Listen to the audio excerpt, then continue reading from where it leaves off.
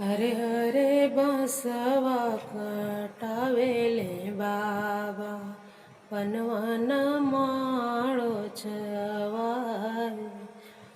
हरे हरे बसवा कटावेले बाबा पनवन माळो छवाय।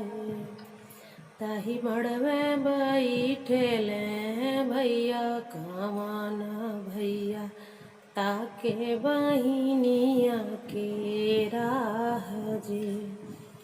ताके बहिनिया के राह जे। बहिनी बिना हो बाबा निक नाही लागे। के कोठी है कलसा हमार हो। के गोठी है कलशा हमार हो। दुआरे से उठले भैया हो कवन रात। सुन धानाया राजा हमार हो।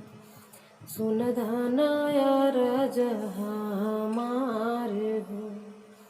आवती बाटी हमारी बहिनिया गर्भ का बोली जी सुनाय हो। गर्भ का बोली जिन सुनाय हो। बैठ हो ननदो तू पलंगिया गोठ हो कलश हमार हो। गोठ हो कलश हमार हो। कलसा गोठाई भौजी का तू देबू। का देबू हम के तू नेग हो।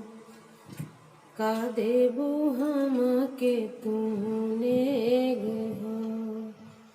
कलसा गोठाई ननदो देबो सिकड़िया। बेटा बियाही घर आए हो। जब बेटा बियाही घर आए हो।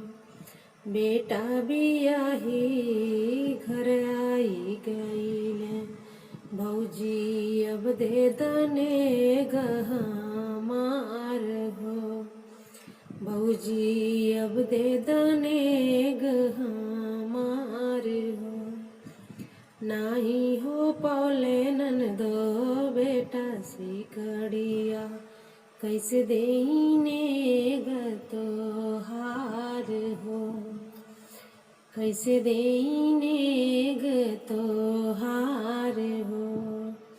इतनी बचन जब सुनली कवानी ननदो रूसली ससुरा के जाए हो।